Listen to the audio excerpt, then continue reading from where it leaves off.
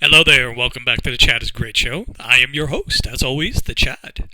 And so today, for my second Star Trek themed review, I want to be discussing a audiobook in one of my favorites, frankly, in Star Trek, Spock versus Q.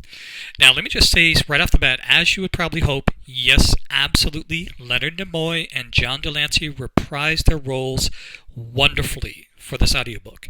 It was recorded in front of a live audience. There's a little bit of interplay with the audience throughout this, and both of them are spectacularly in character in this recording, and that alone makes it worth checking out the iTunes store and purchasing this recording. It is phenomenal. Clocks in roughly, I believe, about an hour. And the plot is that Spock travels back in time to 1999, December 31st, in order to warn humanity that a meteor is about to collide with the planet.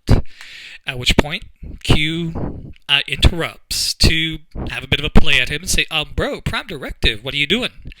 But this just seems to have been part of Spock's plan, because then he proceeds to trick Q into warning the audience, which leads to a debate as to whether Q should use his powers to save humanity.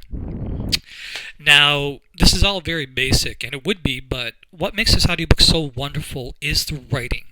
It is the best of everything you could hope for from Star Trek.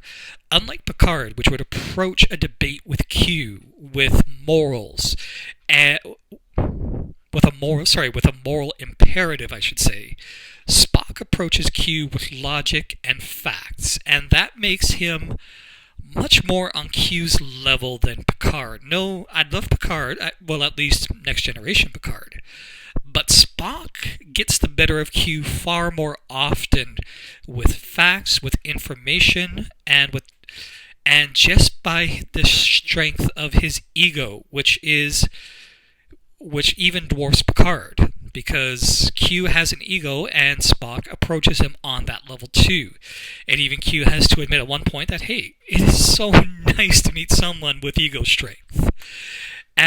But like I said, going back to the writing in this, it is spectacular the way the writers for this presentation came up with so much of Earth's history in science, in literature, in art, and came up with various ways to present it, to have both participants go through Earth's history, but also to discuss it and to reflect on how humanity has progressed so much in the ways that matter, intellectually, artistically, scientifically.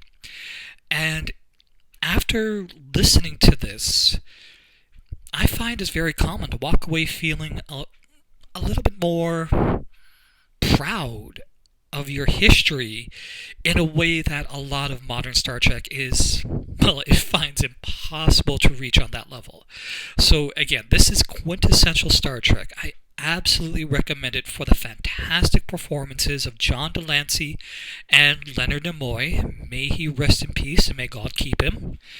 As well as the spectacular writing that sums up the best of Star Trek, the witticisms and the sheer interplay between the two actors as they nail the characters and find a remarkable chemistry that I think really brought out the best in Q and really should have been filmed and televised at some point, because this audio play is just so phenomenal.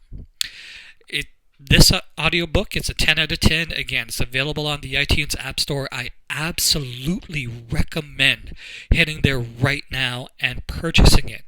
As I mentioned in my Q&A review, it's absolutely a better money better spent than you would on a CBS subscription. But that said, I'm going to end off here. I'm going to later do a review and follow-up on Spock vs. Q, the sequel, to discuss how this progressed, the differences, and how it succeeded this absolutely wonderful presentation. Thank you so much for tuning in. If you like this, please leave a comment and a like. Hey, hit the subscribe button. If you didn't, leave a comment as well. Let me know how I could be doing better to really cover geek culture in much better ways. Thank you so much, and you have a very pleasant day.